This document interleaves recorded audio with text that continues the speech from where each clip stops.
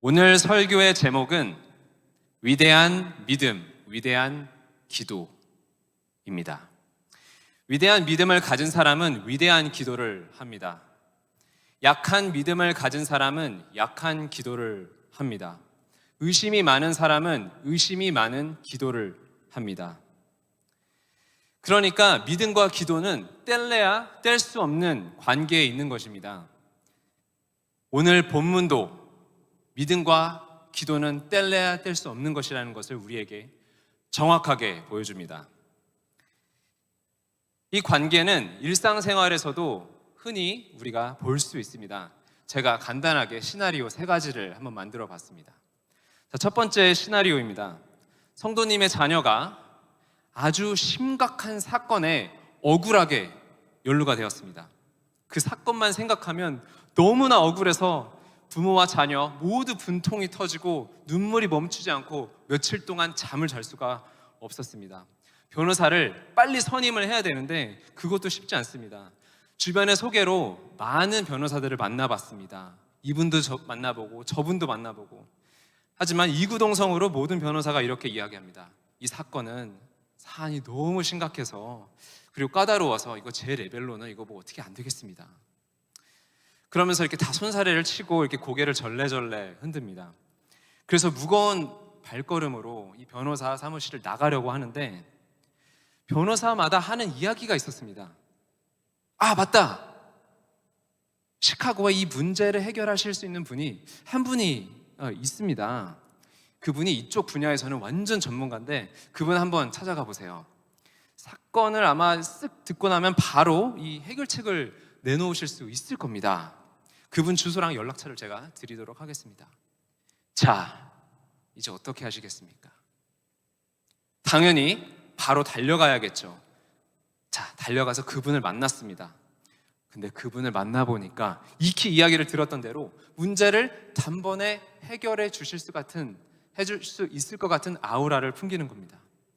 이 확신이 서자마자 믿음이 들자마자 그간 쌓여왔던 억울함이 폭발하면서 눈물이 주체할 수 없이 나오고 그분 앞에서 무릎을 꿇고 제발 우리 아이 좀 도와주세요. 이렇게 사정합니다. 이제까지 만나봤던 변호사들에게 왜 그렇게 사정사정 간곡하게 이야기하지 않았을까요? 그 사람에 대한 믿음이 없었기 때문입니다. 확신이 안 섰기 때문입니다. 그런데 이 변호사를 만나게 되니까 정말 간곡하게 부탁하게 됩니다. 이 첫 번째 시나리오에서 우리가 알 수 있는 것은 우리가 확실히 믿는 대상에게는 아주 강하게 간구한다는 것입니다. 거의 이건 반자동적입니다. 사람의 마음이 그렇기 때문이죠. 그러니까 믿음과 간구는 절대로 뗄래야 뗄 수 없는 그 관계에 있습니다. 자, 두 번째 시나리오입니다. 성도님의 자녀가 좀 아픈 것 같아서 병원을 데려가서 진단을 받아보니까 치사율이 아주 높은 병에 걸리게 되었습니다. 그리고 빨리 치료를 받지 않으면 정말 위험하다고 합니다. 자, 근데 그 진단을 한 의사가 이야기합니다. 이건 저희 병원에서 고칠 수 없는 병입니다. 조금 더 큰 병원에 가보셔야 될 것 같습니다. 그래서 다른 병원에도 다 가보았습니다. 그랬더니 의사들이 다 고개를 절레절레 흔듭니다. 그래서 절망감에 병원에서 나오고 있는데 한 의사가 이렇게 따라와서 잠깐만요. 이 희귀병을 치료하실 수 있는 분이 시카고에 한 분 계시는데 제가 한번 그분을 소개시켜 드리겠습니다. 근데 그분이 이 예약 환자가 너무나 많기 때문에 이게 지금 가능할지 잘 모르겠네요. 일단 병원 이름하고 제가 의사 선생님 이름을 알려드리도록 하겠습니다. 자, 어떡할까요? 전속력으로 달려가겠죠. 그리고 예약을 잡았습니다. 예약이 진짜 리스트가 깁니다. 그리고 기다리는 동안 핸드폰으로 인터넷으로 그분을 검색을 해봤습니다. 그랬더니 진짜 그 자녀가 가지고 있던 그 병명과 똑같은 병을 많이 치료했다라는 그런 기사를 많이 접하게 되었습니다. 그래서 그분을 만나보기 전에도 바로 믿기로 결정을 했습니다. 그리고 이제 성도님의 차례가 되었습니다. 어떻게 들어가서 간구를 하시겠습니까? 쿨하게, 여유 있게, 도도하게 간구하시겠습니까? 아니면 무릎을 꿇고 눈물을 흘리며 제 딸을 좀 도와주세요. 이렇게 간절하게 간구하겠습니까? 이 두 번째 시나리오가 우리에게 알려주는 것은 무엇입니까? 첫 번째 시나리오와 똑같이 믿는 사람은 간절하게 구한다는 것입니다. 인턴이나 레지던트에게 간절하게 구하려고 아무리 노력해서 이 감정을 끌어올리려고 해도 안 되죠, 이게. 왜냐하면 레지던트가 치료할 만한 능력이 없다라고 믿기 때문입니다. 사람의 마음은 그냥 그렇습니다. 그러니까 이 두 번째 시나리오에서도 우리가 알 수 있는 것은 이 대상에 대한 믿음과 간구는 역시 비례한다는 것입니다. 자, 마지막으로 정말 짧게 세 번째 시나리오를 보도록 하겠습니다. 성도님이 정말 정직하게 사업을 잘 해왔습니다. 그리고 세금 보고도 정말 정직하게 잘 해왔습니다. 그런데 갑자기 IRS에서 통보 하나가 왔습니다. 다음 주에 세무조사를 나온다고 합니다. 문제가 있다고 하는데요.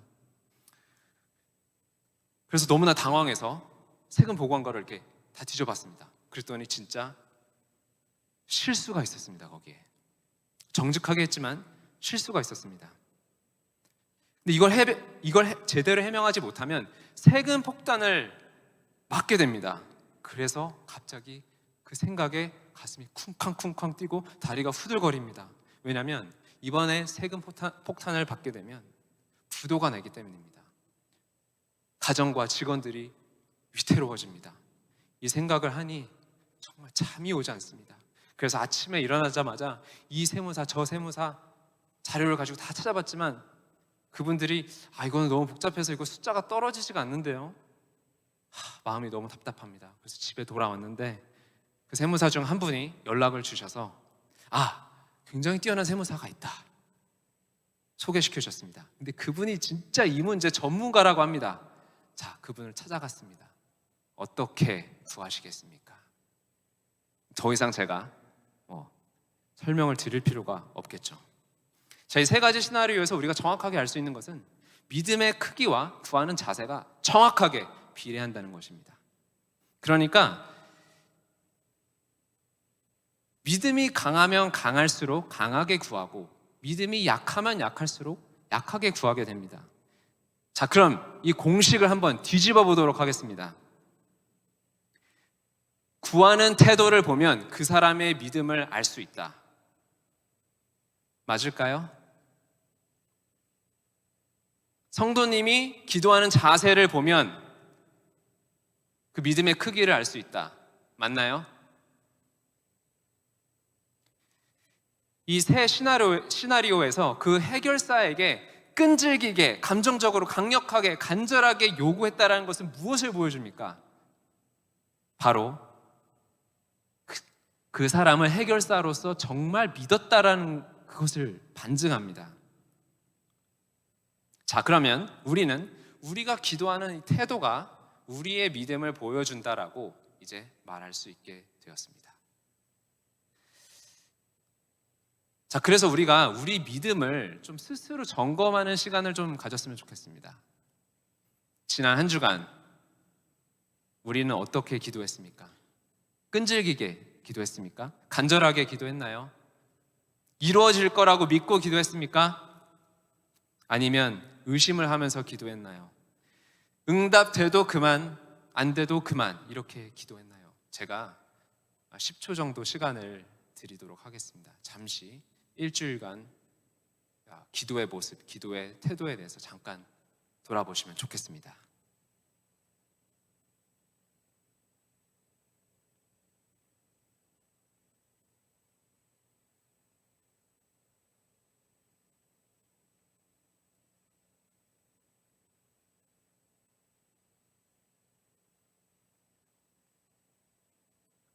성도님의 한 주간의 기도 생활이 성도님의 믿음에 대해서 뭐라고 하나요?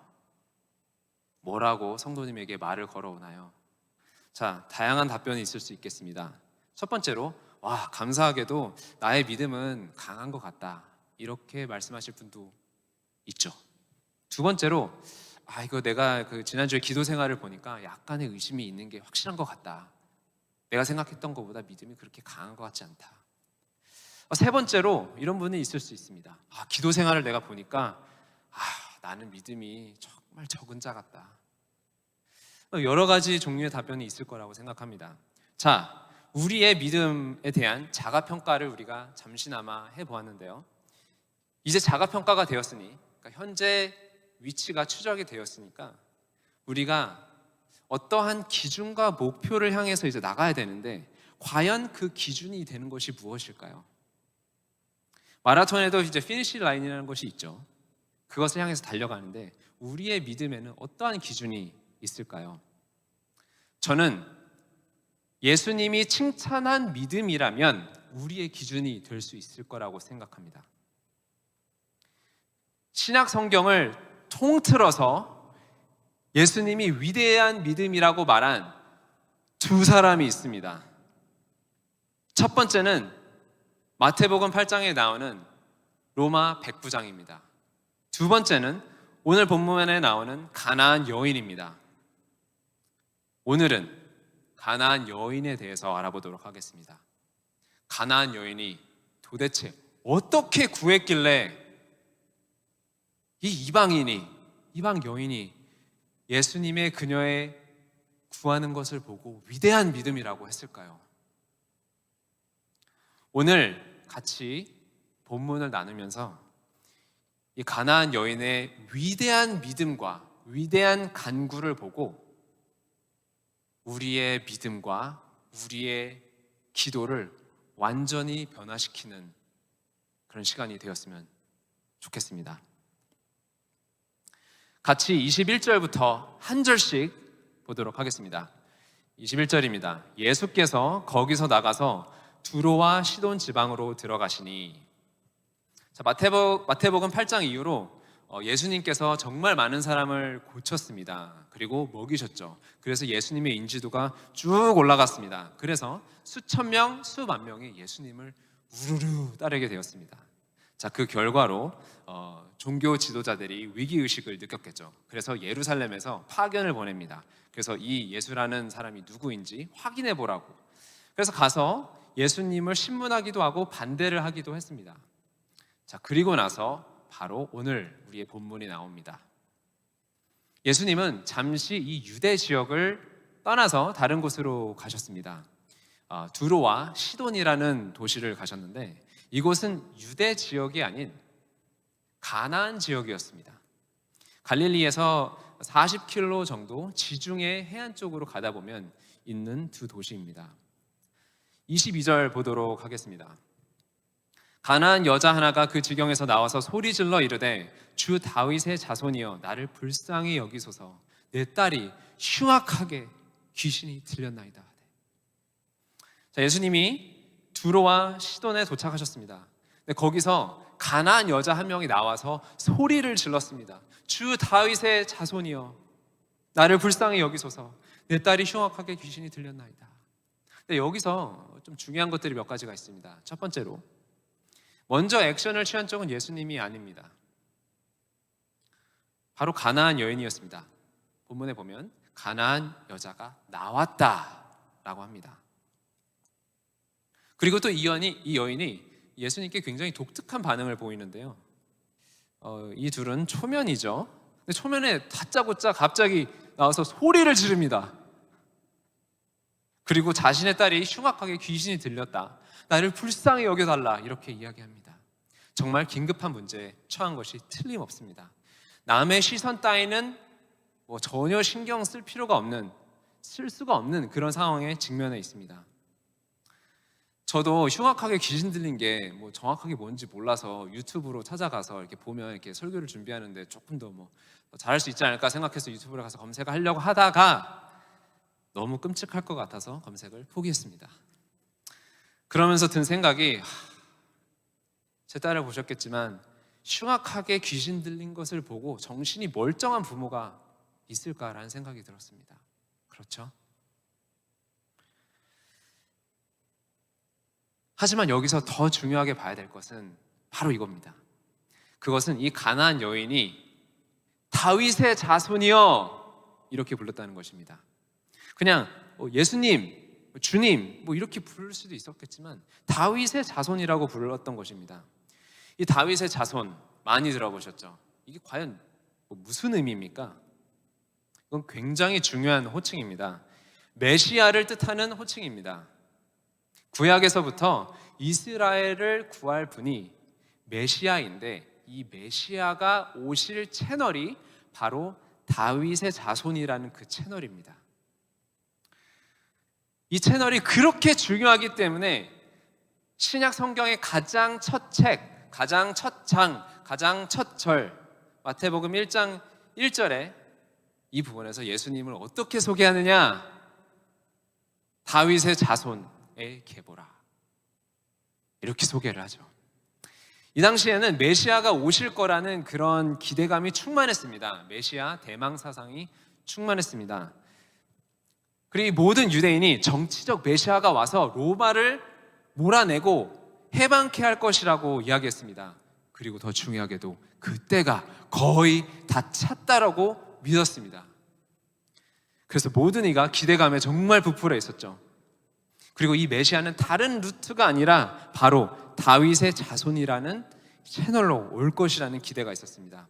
그리고 이 메시아가 올 때 정말 여러 가지 일들이 있을 것이라는 그런 예언이 있었습니다. 특히 이사야서 35장, 61장 이렇게 두 장을 보시게 되면은 거기에 이렇게 나옵니다. 메시아가 오게 되면 맹인의 눈이 밝을 것이며 못 듣는 사람의 귀가 열릴 것이며 저는 자는 사슴같이 뛸 것이며 말 못하는 자의 혀는 노래하리라. 이런 일을 일으키는 이가 바로 다윗의 자손이고 메시아라고 이야기합니다. 온 나라가 메시아를 기다리고 있는 이 상황에서 이사야의 예언을 하나씩 성취해 가시는 어떠한 사람이 있었으니 그분은 바로 예수라고 불리는 분이었습니다. 예수님은 마태복음 8장부터, 그러니까 5장부터 7절은 산상수훈이죠. 8장부터 예수님께서 활동을 하십니다. 8장부터 이사야의 예언을 하나씩 성취해 나가십니다. 그리고 성취해 나갈 때마다 예수님의 추종자가 계속 늘어납니다. 그리고 진짜 이분이 메시아일 줄을 모르겠다라는 그 소문이 유대뿐만 아니라 주변국까지 쫙 퍼져나갑니다. 당연하겠죠. 정치적, 군사적 메시아라고 생각을 했으니 당연히 주변국들이 긴장을 했을 것입니다. 이 가나안 여인도 예수님에 대해서 말한 예언들에 대해서 잘 알고 있었습니다.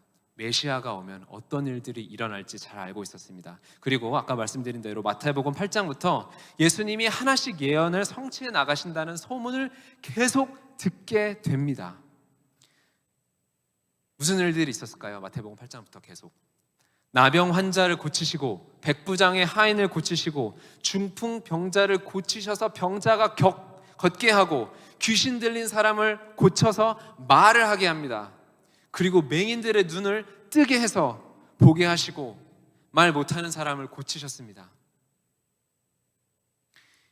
이 여인이 구약에 있었던 그 예언들을 듣고 지금 8장부터 예수님이 하시는 일을 보니 와, 이거는 다윗의 자손이다, 메시아다 라고 확신하게 되었습니다. 그리고 그분을 다윗의 자손으로 정말 믿게 되었죠. 그래서 이분을 만나게 되면 반드시 이 문제를 해결해 주실 거라고 확신하게 되었습니다. 놀라운 것은 유대인들도 긴가민가 했습니다. 반신반의했습니다. 그런데 이 가나안 여인은 믿음으로 믿습니다. 메시아로 받아들였습니다. 그 믿음이 확실해지니까 주변에서 뭐라고 하든지 상관이 없습니다. 나와서 소리를 질러, 초면이든 뭐든 그냥 소리를 지릅니다. 왜냐? 이분이 바로 메시아다. 근데 예수님은 어떻게 반응하셨습니까? 23절 보겠습니다. 예수는 한 말씀도 대답하지 아니하시니 제자들이 와서 청하여 말하되 이 여자가 우리 뒤에서 소리를 지르오니 그를 보내소서. 자, 예수님이 보인 이 반응은 가나안 여인이 기대했던 반응이 전혀 아닙니다. 전혀. 소문대로라면 국률함으로 바로 와서 치유를 해줬어야 되는데 싸늘합니다. 냉기가 철철 흐릅니다. 침묵으로 그냥 가만히 있으십니다. 예수님의 이 침묵은 우리가 어떻게 봐야 될까요? 바로 이건 암묵적인 거절입니다.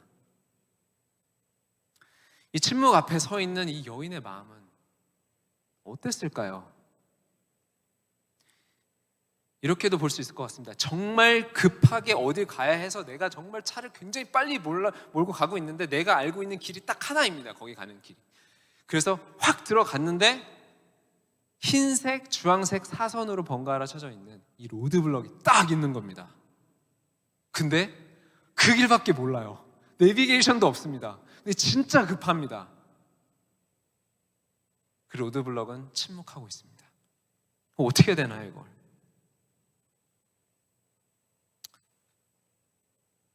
우리 인생에서도 정말 살다 보면은 매우 중요하고 긴급한 타이밍에, 가장 도움이 필요한 이 타이밍에 정말 간절히 기도했지만 하나님께서 침묵하실 때가 있죠. 지금 그 경험을 하고 계시는 성도님들이 많이 있으실 거라고 생각이 듭니다. 그런 상황에서 어떻게 하십니까? 간절하게 계속 기도를 하십니까? 아니면 조금 기도를 하다가 그냥 포기하십니까? 아니면 하나님을 의심하게 될까 봐 아예 기도조차 시작하지 않으십니까?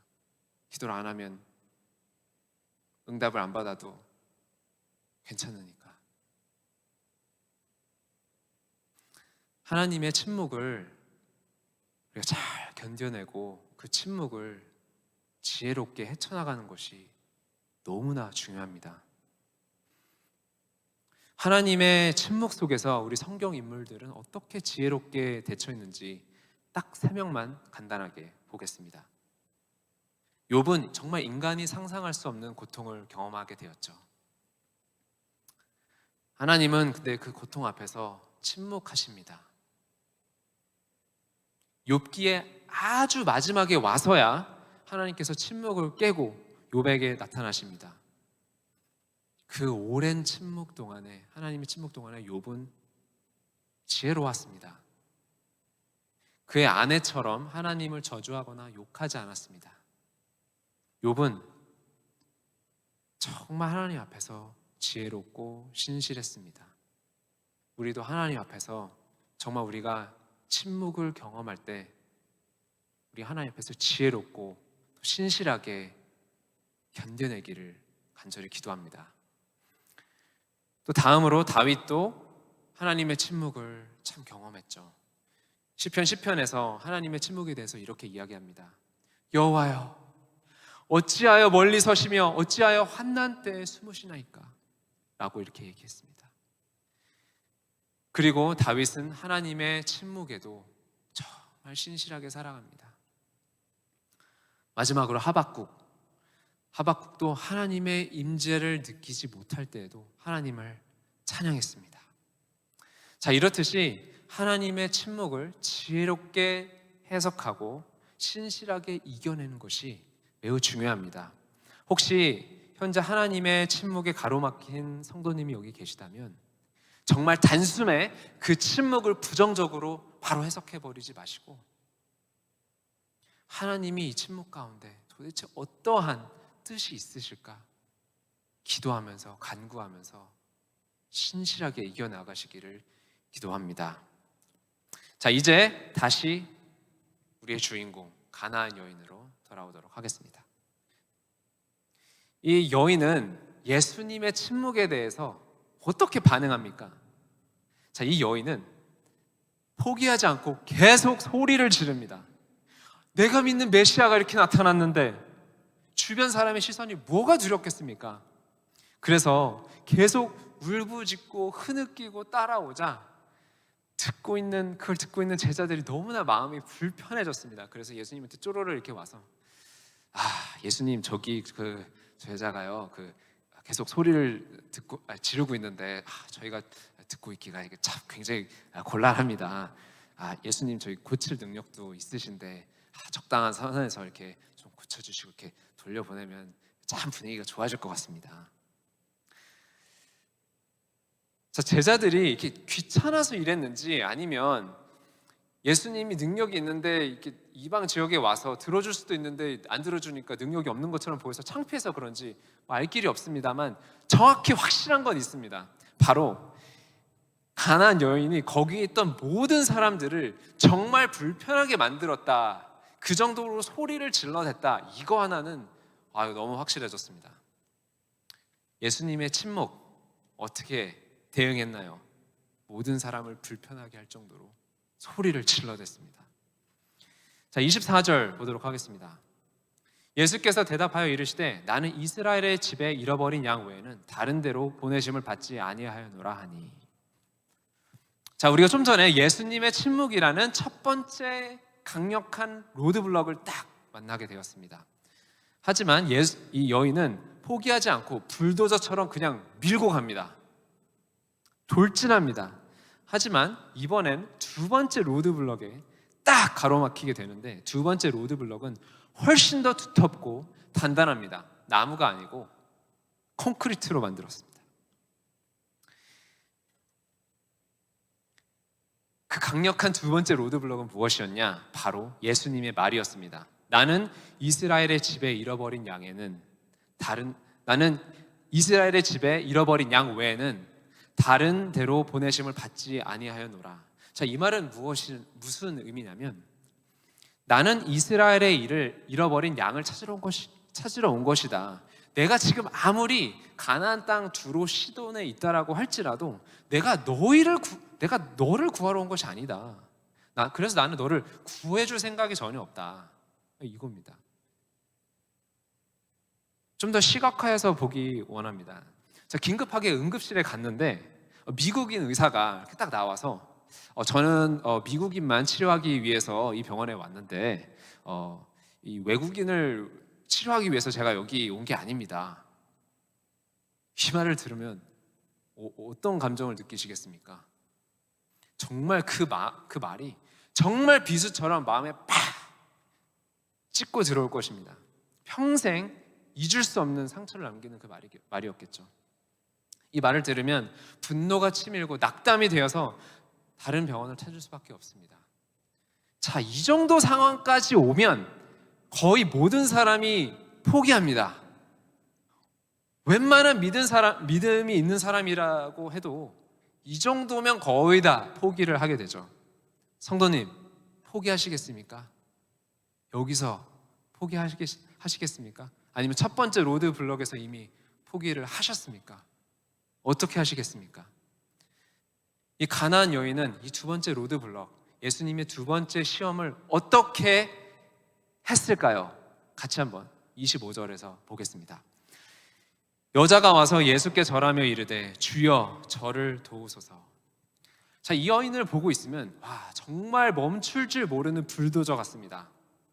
예수님은 침묵을 하셨고 말로도 내가 너를 위해서 온 것이 아니다 라고 이야기했지만 이 여인은 그냥 불도저처럼 두두두두두 나갑니다. 자, 이쯤 되면 우리가 이 여인에 대해서 알게 되는 것이 있습니다. 이 막무가내 같은 이 불도저 같은 이것은 그냥 타고난 천성이 아니다. 그냥 상황이 급해서만 이러는 것도 아니다. 이 여인은 뭔가 확신이 있다. 정말 이 메시아를 믿어서 진짜 확신에 차서 이러는 거구나. 우리는 이걸 알게 됩니다. 그리고 앞으로 더 알게 되실 겁니다. 정말 이거는 보통 믿음이 아닌 것입니다. 이 믿음 하나로 이런 굉장한 텐션을 만들어내고 있는 것입니다. 그런데 그럼에도 불구하고 예수님은 또 어떻게 반응하시는지 한번 보겠습니다. 26절에 대답하여 이르시되 자녀의 떡을 취하여 개들에게 던짐이 마땅하지 아니하니라. 자, 이 여자는 첫 번째 로드블럭 침묵을 뚫고 갔죠. 두 번째 로드블럭도 뚫고 가서 그냥 무릎을 꿇고 주여 나를 도우소서 이렇게 이야기합니다. 자, 그런데 세 번째 로드블럭을 만나게 됩니다. 이제는 진짜 가망이 없는 말을 듣게 되었습니다. 예수님이 이 여인을 개라고 비유합니다. 이제는 진짜 끝인 것 같습니다. 더 이상의 방법은 없습니다. 자, 예수님이 말한 이 내용이 얼마나 강한 것인지를 한번 살펴봤으면 좋겠습니다. 자, 이거를 제 말로 좀 편하게 풀어봤습니다. 나는 생명의 떡을 가지고 왔는데 이 떡은 내 자녀인 이스라엘에게 먼저 줘야 된다. 내 자녀가 먼저 살아야 된다. 이 생명의 떡을 개한테 주는 것은 옳지 않다. 자, 생각해봐라. 누가 굶주린 자녀에게 떡을 주지 않고 개한테 그걸 주겠느냐? 내가 제대로 된 부모라면 내 자식을 먼저 챙겨야지. 어떻게 그깟 개를 먼저 챙기겠느냐? 가나안 여인의 입장에서 이 말을 들었을 때 진짜 할 말이 없습니다. 왜냐하면 본인도 본인의 자녀를 위해서 이러고 있는데 다른 아픈 자녀를 먼저 챙기는 게 논리적으로 맞지가 않죠. 그러니까 예수님 말 앞에서는 이게 정말 할 말이 나오지가 않는 겁니다. 왜냐하면 이 예수님의 비유는 하나님의 지혜에서 나오는 것이기 때문에 논리적으로 완벽합니다. 그리고 예수님의 비유는 너무 효과적이어서 그 누구도 뚫을 수가 없습니다. 이제까지 예수님의 비유를 뚫은 사람이 누가 있습니까? 있는지 없는지 그래도 한번 봐야겠죠. 예수님은 바리새인들과 논쟁을 하실 때 항상 비유를 사용하셨습니다. 자, 그 비유를 들은 바리새인들의 반응은 어땠나요? 간단했습니다. 씩씩거리거나 화가 나거나 자존심이 상해서 그냥 돌아갔습니다. 듣고 나면 어떻게 보면 의문의 일패를 당해 있습니다. 그럼 말문이 그냥 턱 막히는 겁니다. 자, 예를 들어서 세 가지 간단하게 예를 들어보겠습니다. 죄 없는 자가 먼저 치라. 이 얘기 들었을 때 진짜 할 말이 없어서 어른부터 아이까지 하나씩 갔다라고 했습니다. 가이사의 것은 가이사에게, 하나님 것은 하나님에게 돌리라. 자, 이것도 마찬가지입니다. 이 말을 들은 사람들은 놀라움을 금치 못하면서 돌아갔다라고 했습니다. 세례 요한의 세례가 하늘에서부터냐 사람에게로부터냐 이렇게 말씀하시자 아무도 대답을 못하고 그냥 갑니다. 그러니까 이 하나님의 지혜로 말한 예수님의 비유는 그 누구도 뚫지 못하는 최종 병기인 겁니다. 이 최종 병기를 활용해서 이 가나안 여인의 믿음을 마지막으로 시험해 보시는 겁니다. 사실 가나안 여인의 입장에서도 뾰족한 수가 없죠. 아무리 봐도 도저히 뚫을 수 있는 논리가 아닙니다. 굶어 죽어가는 자식에게 빵을 줘야지 그걸 걔한테 먼저 줄 수 있느냐? 뭐라고 하겠습니까? 거기다가. 근데 이 말에다가 정말 그 똑똑하다던 그 바리새인 학자들도 정말 말문이 막혀서 다 돌아갔는데 아무것도 모르는 이 이방 여인이 도대체 뭘 안다고 여기서 말대꾸를 하겠습니까? 해봤자 할 수 있는 건 그냥 계속 울면서 중언부언 같은 말로 구하는 것이 아니겠습니까? 자, 그런데 이 여인은 모든 사람의 예상을 뒤집습니다. 이 여인이 예수님한테 어떻게 대답하는지 한번 들어보겠습니다. 27절입니다. 여자가 이르되 주여 올소이다마는 개들도 제 주인의 상에서 떨어지는 부스러기를 먹나이다 하니. 자, 가나안 여인이 말을 합니다. 이 여인의 말은 딱 한 문장입니다. 그런데 이 한 문장으로 인해 모든 것이 달라지게 됩니다. 마가복음에 똑같은 이제 평행 본문이 있는데요. 거기서는 이렇게 이야기합니다. 예수님이 네가 이 말을 하였으니 내 딸이 나으리라. 이 말을 하였으니, 그러니까 이 말 한마디로 예수님의 마지막 시험을 통과했다는 것입니다. 그러니까 여기 마지막 27절의 말씀에 비밀의 키가 있다는 것입니다. 이 말의 깊은 뜻을 우리가 이해하지 못하면 이 본문 전체를 이해하지 못하게 되고 예수님의 의도를 이해하지 못하게 되고 이 여인의 위대한 믿음을 이해하지 못하게 됩니다. 자, 그래서 천천히 꼼꼼하게 우리가 볼 가치가 충분히 있습니다. 자, 우선 이 여자는 비유로 무장한 이 세 번째 로드블럭을 만났을 때 포기하지 않았습니다. 예수님의 비유에 이렇게 이야기합니다. 주여 올소이다마는, 주여 올소이다마는 뭐가 옳다는 걸까요? 뭐가 옳다는 걸까요?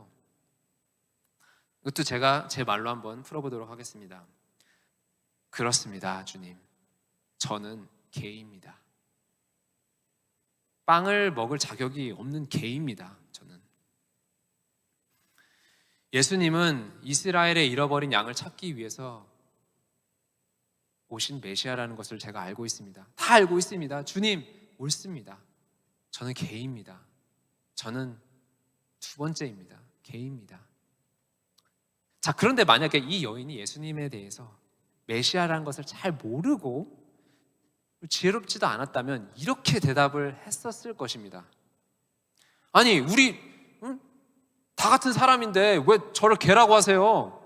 왜 저는 안 중요해요? 제 딸도 중요해요. 빨리 고쳐놔요. 그런데 이 여인의 대답을 들어보면 뭔가 알고 있습니다. 진짜 지혜롭습니다. 알고 보면 막무가내의 그 불도저가 아닌 겁니다. 이것은 바로 예수님에 대한 정확한 믿음과 정확한 지식이 있었기 때문이었습니다. 그래서 이스라엘을 향한 메시아의 임무를 부정하지 않고 긍정하는 것입니다. 여기서 자신이 이방인임을 인정하는 것입니다. 정말 지혜롭죠. 자, 이 지혜는 계속 이어집니다. 자, 그 다음 부분을 보도록 하겠습니다. 개들도 주인의 상에서 떨어지는 부스러기를 먹나이다. 자, 이 짧은 문장에 핵심이 있습니다. 자, 그 당시에는 그 손을 씻는 것이 지금처럼 쉽지 않았죠. 지금은 이렇게만 하면 이제 물이 나오지 않습니까? 근데 그 당시에는 물이 얻는 것이 굉장히 좀 어려웠습니다. 자, 그래서 이 떡 같은 게 이제 나오게 되면 어떻게 이제 손을 씻었냐? 떡을 가지고 나오게 되면은 이 떡가루가 이렇게 주변에 떨어지지 않습니까? 그래서 그거를 이렇게 손으로 이렇게 모았다라고 합니다. 모아서 이렇게 해서 그 떡 가루를 이렇게 동그랗게 만들어서 손을 깨끗하게 만들었다라고 합니다. 그리고 나서 이걸 어떻게 했느냐? 식탁 아래에 이렇게 던지면 개가 와서 그걸 먹었다라고 그렇게 전해집니다. 그러니까 이 여인이 말하는 것을 그 당시의 문화와 풍습을 가지고 생각을 해보면 이런 말입니다. 주님, 상위에 있는 그 떡 덩어리는 당연히 이스라엘 백성들이 먹어야죠. 그게 바로 예수님이 아버지로부터 보냄을 받은 그 이유가 아니겠습니까? 제가 지금 달라고 하는 것은 그 떡이 아닙니다, 주님. 제가 달라고 하는 것은 예수님의 비유가 진짜 맞다면 제가 달라고 하는 것은 그 떡이 아닙니다. 그 떡은 이스라엘에게 주시고 그 떡 가루는, 그 더러워진 떡 가루 덩어리는 저 같은 개한테 주십시오. 자, 이 말을 한 단계 더 깊이 들어가서 진짜 의미에 대해서 한번 알아보도록 하겠습니다. 주님, 바로 이런 의미죠. 주님, 나는 그 떡가루만 먹어도 됩니다, 주님. 당신은 언약을 성취하시는 메시아이시고 나는 당신이 메시아인 것을 믿습니다. 그래서 나는 당신이 주시는 떡을 원하지도 않습니다. 왜냐하면 저는 떡 부스러기만 있어도 그걸 먹어도 저는 그거 정말 충분하다는 것을 저는 알고 있습니다. 저는 정말 그 정도면 됩니다, 주님. 이 지혜와 겸손의 말 들었을 때 성도님의 마음 지금 어떠십니까? 저는 이 말 한마디를 묵상할 때 진짜 큰 감동이 저를 팍 치고 들어오는 것을 느꼈습니다. 정말 이 여인의 믿음으로 인해 놀랐고, 이방인인데도 예수님에 대한 지식과 이해가 정확해서 놀랐고, 겸손해서 놀랐고, 집요해서 놀랐고, 끈질겨서 놀랐고, 마지막으로 이 여인의 지혜로 인해서 놀랐습니다. 성도님은 무엇을 느끼셨습니까?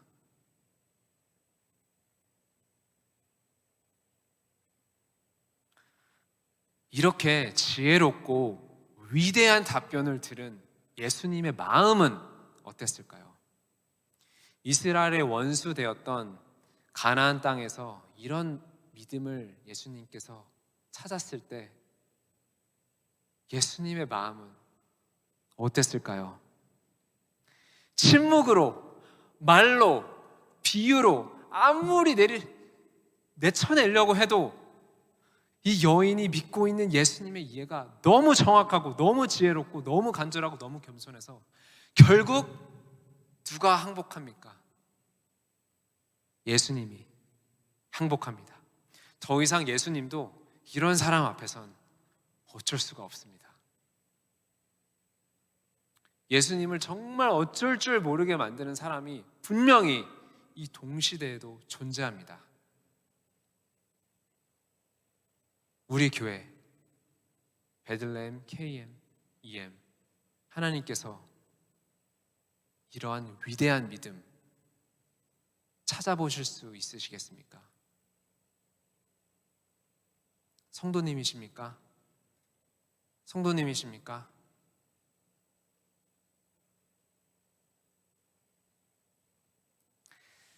자, 마지막으로 마지막 절 예수님의 답변을 같이 한번 들어보도록 하겠습니다. 28절입니다. 이에 예수께서 대답하여 이르시되 여자여 내 믿음이 크도다 내 소원대로 되리라 하시니 그때로부터 그의 딸이 나으니라. 아멘. 자, 예수님은 가나안 여인의 말을 듣고 내 믿음이 크도다 내 소원대로 되리라 말씀하시고 그 딸을 낳게 하십니다. 이것이 바로 위대한 믿음입니다. 위대하죠? 위대하지 않습니까? 이 믿음과 지혜에 놀라지 않으셨습니까? 이 놀라운 위대한 믿음이 신약 성경에 한 번 더 있었습니다. 예수님이 이 위대한 믿음을 두 번 칭찬하셨죠. 한 번은 오늘 봤던 가나안 여인이고 다른 한 사람은 로마 백부장입니다. 자, 근데 이 사람의 두 말을 들어보면 굉장히 흥미로운 공통점이 있습니다. 자, 로마 백부장은 하인이 굉장히 아팠죠. 그래서 예수님한테 갔습니다. 그래서 예수님이 이렇게 말씀하시죠. 내가 가서 고쳐주리라. 근데 이번에 백부장이 예수님을 가로막습니다. 주여 내 집에 들어오심을 나는 감당하지 못하겠사오니 다만 말씀으로만 하옵소서. 그러면 내 하인이 낫겠사옵나이다. 자, 이 두 위대한 믿음에 어떤 공통점이 있습니까? 제가 아주 간략하게 한 명씩의 말을 요약해 보도록 하겠습니다. 백부장의 말은 이렇습니다.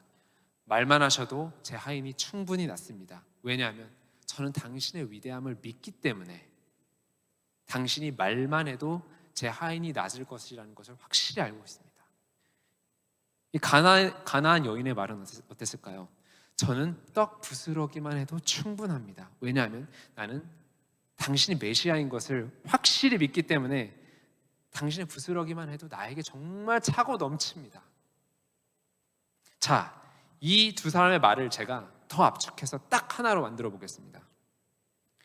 나는 당신을 진짜 믿기 때문에 당신의 말 한마디, 당신의 떡 부스러기만 있어도 충분합니다. 자, 오늘의 본문의 포인트는 간절히 구해라, 간절히 기도해라, 열심히 기도해라, 지혜롭게 구하라, 이게 아닙니다. 오늘의 진짜 포인트는 이겁니다. 너는 나를 진짜 믿느냐? 진짜 믿는다면 너의 기도하는 모습에서 그 믿음의 진면모가 보일 것이다. 너는 나를 진짜 믿느냐? 진짜 믿는다면 너의 기도하는 모습에서 그 믿음의 진면모가 드러날 것이다. 자, 그렇다면 우리는 어떻게 살아야 될까요?